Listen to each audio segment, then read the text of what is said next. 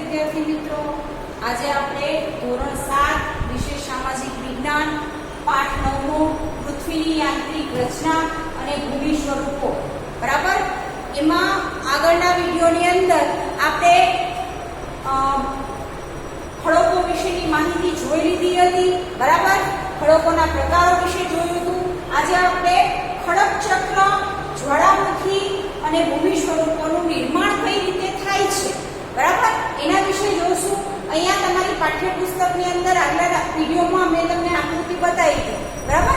આજે મેં આકૃતિ બોર્ડ પર દોરીને રાખી છે તમારા માટે. ભાઈ આ આકૃતિમાં કઈ રીતે એમ કહેવાય કે ખડકોનું નિર્માણ થાય છે અને એકબીજાથી કયા સ્વરૂપમાં ફેરવાય છે એ વસ્તુ આપણે અહીંયા જોવાની છે બરાબર. પહેલા શરૂઆતથી જ આપણે અહીંયા જોઈએ કે ભાઈ મેઘમાંથી શરૂઆત થાય છે બરાબર. મેઘમા સ્વરૂપે એમ કહેવાય કે પૃથ્વીના પેટાળમાંથી જ્યારે બહાર મેઘમા નીકળે છે પછી અલગ અલગ ખડકો સ્વરૂપે આપણે જોવા મળે છે બરાબર. હવે બે કયા પ્રકાર છે ભાઈ આપણે અહીંયા જોઈએ તો અગ્નિકૃત ખડક, અસ્તર ખડક અને છેલ્લે રૂપાંતરિત ખડક બરાબર. આમ એમ કહીએ કે ભાઈ સાયકલ ચાલતી આવે છે બરાબર. સ્વરૂપ બદલાય છે દરેક ખડકનું. છેલ્લે એમ કહેવાય કે જે સ્વરૂપમાં આવે એ ભાઈ રૂપાંતરિત ખડક તરીકે ઓળખાય છે. પહેલા આપણે જોઈએ કે તમને જાણીને નવાઈ પામશો કે કેટલાક ચોક્કસ પરિસ્થિતિઓમાં એક પ્રકારના ખડક ચક્રીય પદ્ધતિથી એકબીજાથી પરિવર્તિત થઈ જાય છે. એ ખડકમાંથી બીજા ખડકમાં પરિવર્તન થવાની પ્રક્રિયાને આપણે શું કહીશું તો ભાઈ એ પ્રક્રિયાને આપણે ખડક ચક્ર તરીકે ઓળખીશું. કયા ચક્ર તરીકે તો ભાઈ ખડક ચક્ર તરીકે. એક પરિસ્થિતિમાંથી બીજી પરિસ્થિતિમાં નિર્માણ પામે એને ભાઈ ખડક ચક્ર તરીકે આપણે ઓળખીશું. આ આકૃતિ એની આપણે પાઠ્યપુસ્તકની અંદર પાના નંબર 50 ની અંદર આપેલી છે બરાબર. અગ્નિકૃત ખડક, મેઘમા, પ્રસ્તર ખડક બરાબર. પ્રસ્તર ખડક તમે જુઓ તો ટુકડા સ્વરૂપે હોય છે. પછી અહીંયા રૂપાંતરિત ખડક જોવા મળે છે બરાબર. ઘન પ્રવાહી એ સ્વરૂપે રૂપાંતરિત થયા કરે છે બરાબર. એ વસ્તુ અહીંયા ખડક ચક્રની અંદર આપેલી છે. પછી આગળ આપેલું છે કે અગ્નિકૃત ખડકના નાના નાના ટુકડા એક સ્થળેથી બીજા સ્થળે. આ અગ્નિકૃત ખડક છે એ એના નાના નાના ટુકડા બને છે અને પછી શું થાય છે કે ભાઈ એક જગ્યાએથી બીજી જગ્યાએ જાય છે અને એ પછી કયા સ્વરૂપમાં રૂપાંતર થાય છે તો ભાઈ અસ્તર સ્વરૂપમાં રૂપાંતરિત થાય છે બરાબર. તાપમાન અને દબાણના કારણે અગ્નિકૃત ખડક અસ્તર ખડક છે.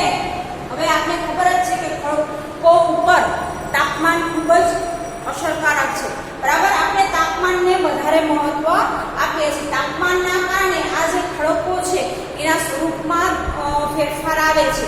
હવે તમે અહીંયા જોયું અગ્નિકૃત ખડકમાંથી અસ્તર ખડકના અલગ અલગ ટુકડાઓ વેચાય છે પછી અસ્તર ખડક બને છે અને એમાંથી આગળ તમે જાઓ તો રૂપાંતરિત ખડક બને છે. એની પાછળનું મેઇન કારણ શું છે ભાઈ વાતાવરણ, તાપમાન બરાબર. અલગ અલગ જાતનું તાપમાન અને વાતાવરણ મળવાના કારણે આપણે છેલ્લે રૂપાંતરિત ખડક મેળવી શકીએ છીએ. અતિશય તાપમાન અને દબાણના કારણે રૂપાંતરિત ખડક પીગળી અને પ્રવાહી મેઘમા સ્વરૂપે છેલ્લે શું આવે ફરી બરાબર. ફરી આપણે કહીએ તો ભાઈ મેઘમા સ્વરૂપે બહાર આવે છે અને આ પ્રવાહીને ઠંડો પડતા નક્કર ભાઈ આ પ્રવાહી ઠંડુ પડતા નક્કર શું બને છે અગ્નિકૃત ખડક બરાબર. મેઘમા જ્યારે એમ કહેવાય કે પૃથ્વીના પેટાળમાંથી બહાર નીકળે છે અને પછી ભાઈ ધીમે ધીમે ઠંડુ પડે છે અને ઠંડુ પડતા એ અગ્નિકૃત ખડકમાં નિર્માણ પામી જાય છે બરાબર. અહીંયા સુધી બધું ખડકો આપણને ખૂબ જ ઉપયોગી છે. નક્કર ખડકોના ઉપયોગમાં સડક, મકાન, ઇમારતો બનાવવા માટે આવે છે. હવે આ જે નક્કર ખડકો છે મેં તમને કીધું કે પહેલાના સમયની અંદર ભાઈ આ ખડકોની અંદરથી મોટા મોટા પથ્થરોની ખાણોથી માંડીને બધું જ આપણે મળેલું છે. એ ખડકોના દ્વારા આપણે ઘણી બધી ઇમારતો બનાવી શક્યા છે બરાબર. એ ઇમારતો બનવા પાછળ કહીએ કે ભાઈ આ ખડકો આપણે એટલા ઉપયોગી બની શક્યા છે એવું આપણે કહી શકીએ છીએ. પૃથ્વીના પેટાળમાં મેં તમને કીધું કે એટલો ખજાનો ભરેલો છે. એ ખજાનાનો આપણે ઉપયોગ કરી અત્યારે વર્તમાનમાં પણ જોઈએ જોઈએ છીએ અવનવી ઘણી બધી ઇમારતો બનાવી શક્યા છે. ઉપરાંત પણ ખડક વિવિધ ખનિજોમાંથી પણ બને છે. બરાબર, વિવિધ જાતના ખનિજો પણ આપણે પૃથ્વીના પેટાળની અંદરથી મળે છે. બરાબર, મેં પહેલા જ કીધું કે પેટ્રોલ, ડીઝલ, ક્રૂડ, સોનું, ચાંદી જેવી જેટલી ધાતુઓ છે, જેટલા ખનિજો છે, એ બધું જ આપણે કોની અંદરથી મળે છે? તો કોઈ પૃથ્વીના પેટાળની અંદરથી. બરાબર, પૃથ્વીનો જે નીચેનો ભાગ છે એ એમ કહેવાય કે એક ખજાનો જાણે કે હોય એવું આપણે કહી શકીએ છીએ. આગળ તમે જુઓ તો કુદરતી રૂપે જોવા મળતો પદાર્થ જેમાં નિશ્ચિત ભૌતિક ગુણધર્મો અને નિશ્ચિત રાસાયણિક મિશ્રણો પણ હોય છે. ભૌતિક ગુણધર્મો અને રાસાયણિક, બરાબર, બે વસ્તુ આપણે જોવા મળે છે. મેં તમને કીધું કે પ્રવાહી સ્વરૂપે આપણે પેટ્રોલ, ડીઝલ એ બધું એક સાથે આપણે પૃથ્વીના પેટાળમાંથી મળે છે. એના ઉપર આપણી જેટલી પણ રિફાઇનરીઓ છે, બરાબર, જેટલી પણ ફેક્ટરીઓ એમ કહેવાય કે રિફાઇનરીઓ દ્વારા એ બધી વસ્તુને અલગ કરવામાં આવે છે. પેટ્રોલને, ડીઝલને, ક્રૂડને, બરાબર, એ જે પ્રવાહી સ્વરૂપે જેટલા આપણે મળે છે પૃથ્વીના પેટાળમાંથી, એ બધાને અલગ કરી અને આપણે એ બધાનો ઉપયોગ જાણીએ છીએ. બરાબર, વાહન વ્યવહાર એ ઉપરાંત ઘણી એવી મશીનરીની અંદર એ બધી વસ્તુનો ઉપયોગ થાય છે. બરાબર, આગળ આપણે જોઈએ તો એની અંદર આપણે શું જોવા મળે છે?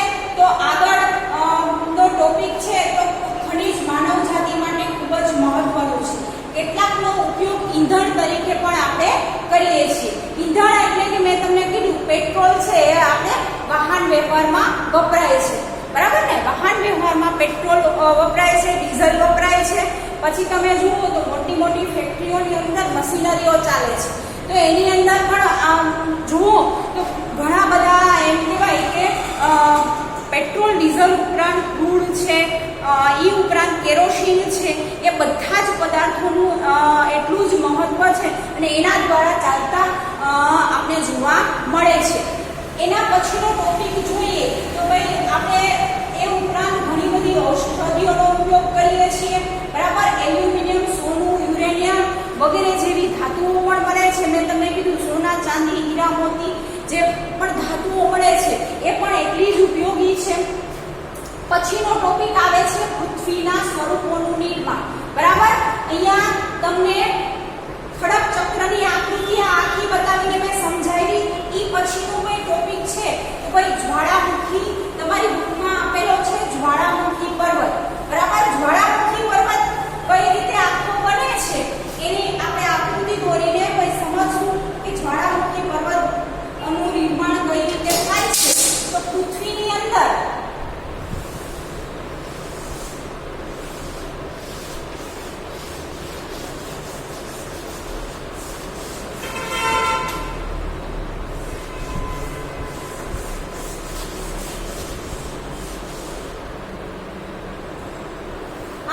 જ્વાળામુખી પર્વત છે. બરાબર, આ તમારી બુકમાં ચિત્ર આપેલું છે. અહીંયા ચિત્ર દોરીને તમને ખાલી સમજાવું છું કે ભાઈ જ્વાળામુખી પર્વત કેવો હોય એ તમને ખ્યાલ આવે. બરાબર, જ્વાળામુખી પર્વત આ રીતે નિર્માણ પામે છે. તો અહીંયા કેરળ આપેલું છે.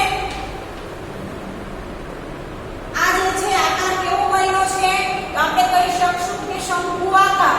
બરાબર, અહીંયા નીચે આપેલું છે આ જે ભાગ છે એ કયો છે તો પૃથ્વીનો.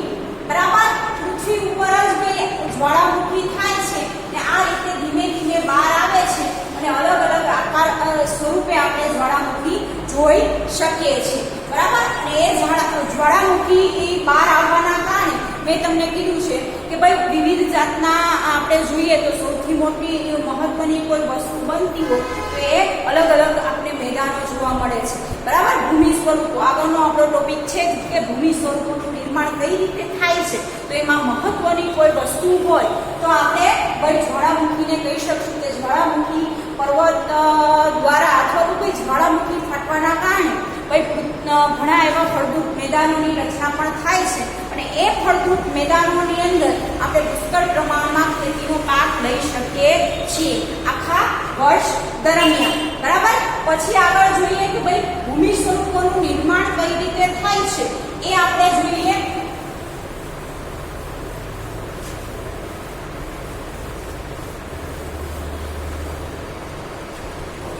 તો મુદાવરણ અને ભૂતિમાં વિભાજિત, જેને મુદાવરણીય ભૂતકલી. હવે ભૂમિ સ્વરૂપોની અંદર હવે તમને ખબર જ છે કે ભૂમિ સ્વરૂપો બધા જ ગ્રહો ઉપર છે, બરાબર. એવું નથી કે ભાઈ ખાલી પૃથ્વી ગ્રહ ઉપર જ ભૂમિ સ્વરૂપો છે. ભૂમિ સ્વરૂપો આપણે પૃથ્વી ગ્રહ ઉપર તો જોવા મળે છે, જેને આપણે મુદાવરણ તરીકે ઓળખીએ છીએ. આપણા કેટલા આવરણો છે? ભાઈ મુદાવરણ, વાતાવરણ, જલાવરણ અને જીવાવરણ, 4 આવરણો છે આપણા પૃથ્વી ગ્રહ ઉપરના, બરાબર. એમાં ભાઈ ભૂમિ સ્વરૂપો ક્યાં આવેલા છે એવું પૂછવામાં આવે તો ભાઈ આપણે યાદ રાખીશું ભાઈ મુદાવરણ ઉપર આપણે ભૂમિ સ્વરૂપો અલગ અલગ જાતના આપણે જોવા મળે છે. તમારી બુકની અંદર પણ ભાઈ આપેલું છે, બરાબર. એને મુદાવરણીય ભૂતકતી એટલે કે પ્લેટ, બરાબર. ભૂમિ સ્વરૂપોમાં પહેલો જે પ્રકાર છે તેમને જાણીને નવાઈ પામ્યા હશો કે ભૂતકતીઓ અલગ અલગ દિશામાં ફરે છે. અહીંયા આપણે આપેલું છે મુદાવરણીય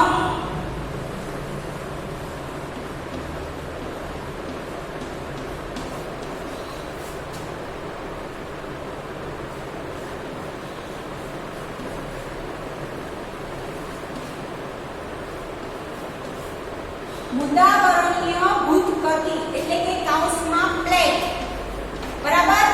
કયા સ્વરૂપે હોય છે? તો અલગ અલગ સ્વરૂપે આપણે જોવા મળે છે. ક્યાં જોવા મળે છે? તો મુદાવરણ ઉપર, બરાબર. અલગ અલગ સ્વરૂપે આપણે જોવા મળે છે અને અલગ અલગ દિશામાં, બરાબર. દિશા કોઈ એની નક્કી હોતી નથી કે પૂર્વ દિશામાં જ મળશે કે પશ્ચિમ દિશામાં જ મળશે, બરાબર, કે ઉત્તર દિશામાં મળશે, એવું ફિક્સ હોતું નથી.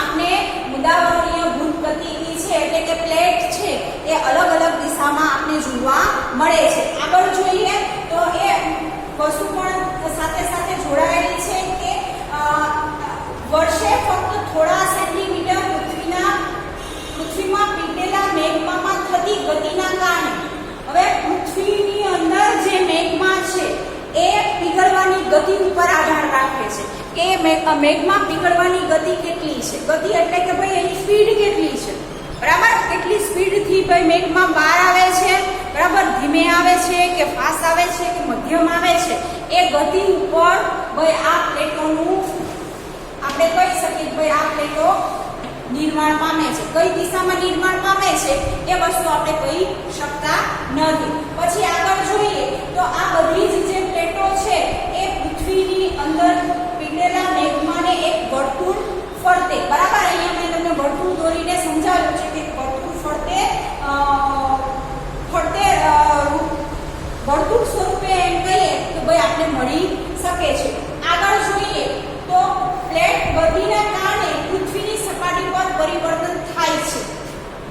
આ જે પ્લેટ ફરે છે આપણે જોઈએ કે રાઉન્ડ અપ આ પ્લેટ ફરે છે, એના કારણે એમ કહેવાય કે પૃથ્વી ઉપર એનું પરિવર્તન થવાની એટલે કે સપાટી છે,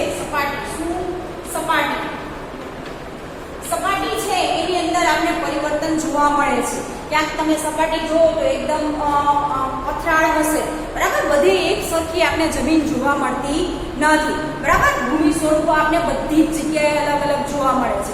બધી તમે એક ગામથી બીજા ગામ જશો તો પણ તમે જોશો તો ત્યાંની ક્યાંય કાળા રંગની જમીન હશે, ક્યાંક ભૂરા રંગની જમીન હશે, ક્યાંક રેતાળ જમીન હશે, બરાબર. દરિયાકાંઠાનો વિસ્તાર જોઈએ તો ત્યાં આપણે ભૂમિ સ્વરૂપ અલગ અલગ જોવા મળે છે. તો એ બધા ભૂમિ સ્વરૂપો છે એ કઈ રીતે નિર્માણ પામે છે? તે જ્વાળામુખી દ્વારા, બરાબર. જ્વાળામુખીની અંદર ભાઈ એની કેટલી સ્પીડ છે, શું છે, એની સ્પીડ ઉપર આધાર રાખે છે ભાઈ કઈ જગ્યાએ તેની સપાટીનું નિર્માણ થશે કે કેવી ભૂમિ સ્વરૂપ બનશે. એ બધું એની એમ કહેવાય કે ગતિ ઉપર આધાર રાખે છે. પછી આગળ જોઈએ આપણે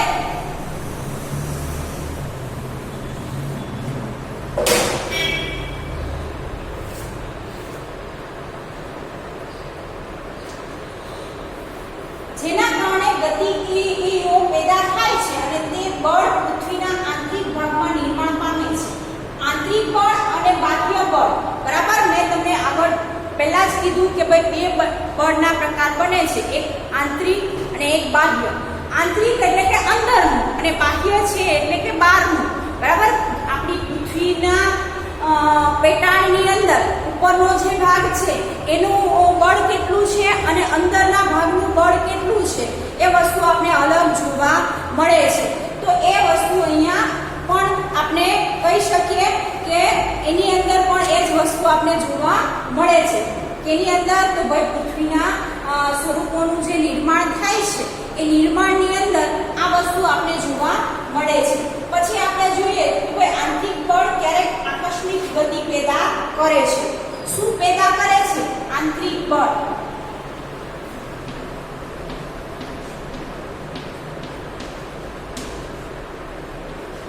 ગતિ, બરાબર.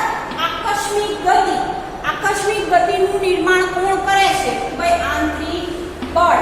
બરાબર. આ વસ્તુ ખાસ યાદ રાખજો કે આંતરિક બળ દ્વારા ભાઈ ગતિનું નિર્માણ થાય છે. બરાબર. ગતિ પેદા થાય છે આકસ્મિક રીતે, અચાનક રીતે. આપણે જોઈએ છે ઘણીવાર આપણે એવી પરિસ્થિતિઓ આવી જાય છે, એ પરિસ્થિતિમાં આપણી કામ કરવાની સ્પીડ વધી જાય છે. બરાબર. એ જ રીતે આ ખડકોમાં પણ આ જ વસ્તુ આપણે જોવા મળે છે કે જે પરિસ્થિતિનું નિર્માણ થાય આંતરિક બળના કારણે ભાઈ એની ગતિમાં પણ આપણે ફેરફાર જોવા મળે છે. આગળ જોઈએ તો વળી ક્યારેક ધીમી ભૂકંપ અને જ્વાળામુખી જેવી આકસ્મિક ગતિઓના કારણે ભાઈ કઈ પરિસ્થિતિ થાય છે? તો અત્યારે વર્તમાનની તમને વાત કરું તો ભાઈ 2 દિવસ પહેલા જ આપને ખબર છે કે ભાઈ સૌરાષ્ટ્રની અંદર ભાઈ ધરતીકંપના આંચકાનો અનુભવ થયેલો. બરાબર. સવારમાં જ એમ કહેવાય કે વહેલી સવારે એ અનુભવ થયેલો. તો એક ભૂકંપ આવે છે, ધરતીકંપ આવે છે, એ બધું શું છે?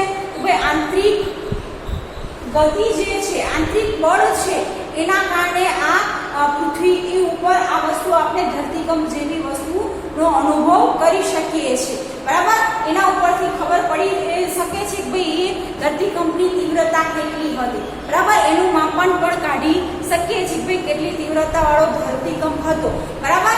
આ વસ્તુ ક્યારે બને છે કે જ્યારે એમ કહેવાય કે આંતરિક બળ અને બાહ્ય બળ વિશે આપણે જો માહિતી હશે, એના વિશેના એમ કહીએ કે ભાઈ અત્યારે આપણે હાલની અંદર એટલા બધા સંશોધનો થયેલા છે કે પૃથ્વીના પેટાળમાં શું થાય છે અને બહાર પણ શું થાય છે એ વસ્તુ આપણે ઘણી બધી શોધખોળો કરી ચૂક્યા છીએ, જેના કારણે આપણે એડવાન્સમાં જાણી શકીએ છીએ. તમે દરરોજ સમાચારમાં જોતા હશો. બરાબર. આગાહી કરવામાં આવે છે કે આવનારા 2 દિવસમાં વરસાદ પડવાની આગાહી છે અથવા તો ભાઈ ગરમીનું તાપમાન વધવાની આગાહી છે.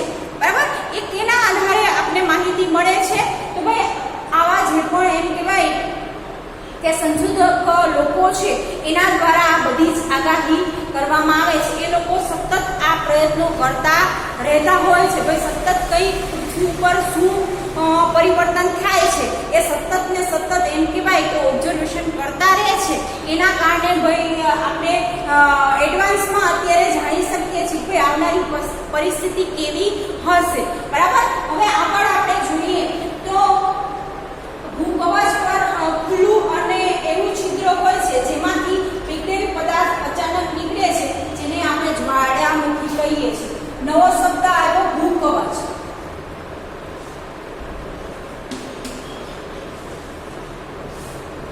ભૂકવચ. બરાબર. ભૂકવચ. બરાબર. ભૂકવચ ખુલ્લું એટલે મેં જ્વાળામુખી પર્વતમાં તમને એની આગળ બતાવેલું.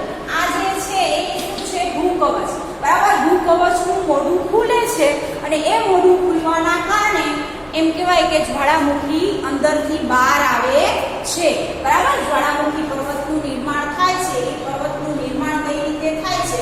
તો એ નાના નાના ભૂકવચના જે છિદ્રો છે, બરાબર, અહીંયા નાના નાના આપણે કહીએ કે ભાઈ નાના નાના છિદ્રો હોય, એ છિદ્રો ધીમે ધીમે બહાર પ્રવાહી આવે એટલે મોટા થાય અને બહાર શું નીકળે છે? તો ભાઈ જ્વાળામુખી. બરાબર.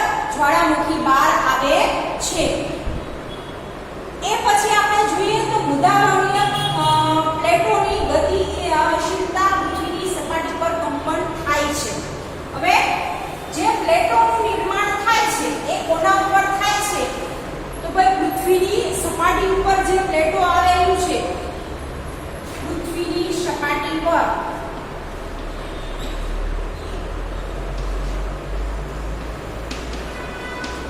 આ પ્લેટો દ્વારા આપણે શેનો અનુભવ કરી શકીએ છીએ?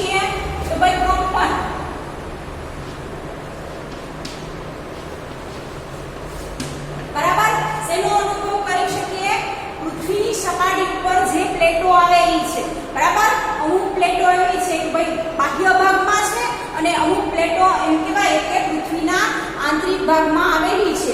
એ પ્લેટોના કંપન અનુભવીએ છીએ. કંપન એટલે કે આપણે ધ્રુજારી, જેમ ભૂકંપ આવે અને આપણે ધ્રુજારીનો અનુભવ કરીએ છીએ, બધાએ કરેલો હશે. કોઈ પણ જગ્યાએ આપણે બેઠા હોય તો એ વસ્તુ ઓટોમેટિક ધ્રુજવા માંડે છે, બરાબર. અથવા તો આપણે મોટી મોટી ઇમારતો જોઈએ છીએ, એની મેળે હલવા ડૂલવા લાગે છે. તો એ બધું કઈ પરિસ્થિતિમાં થાય છે?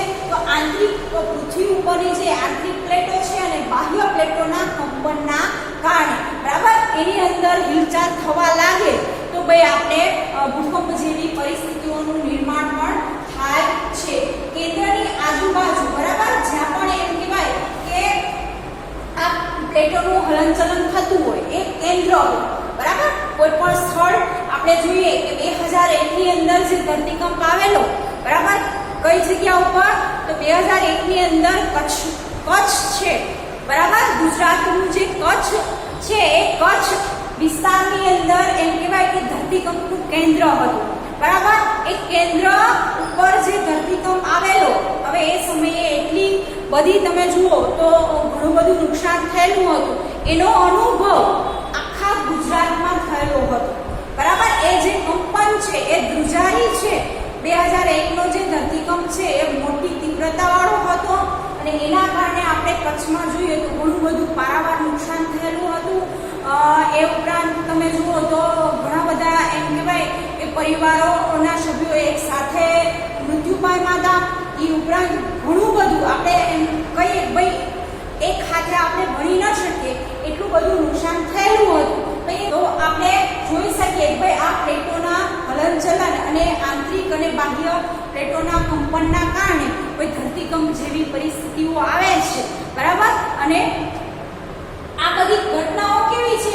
ભાઈ કુદરતી, બરાબર.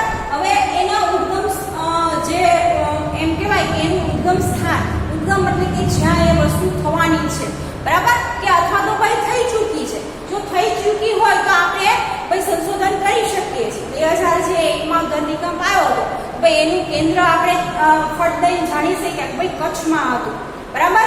શું કામ? કે સૌથી વધારે ત્યાં નુકસાન થયું.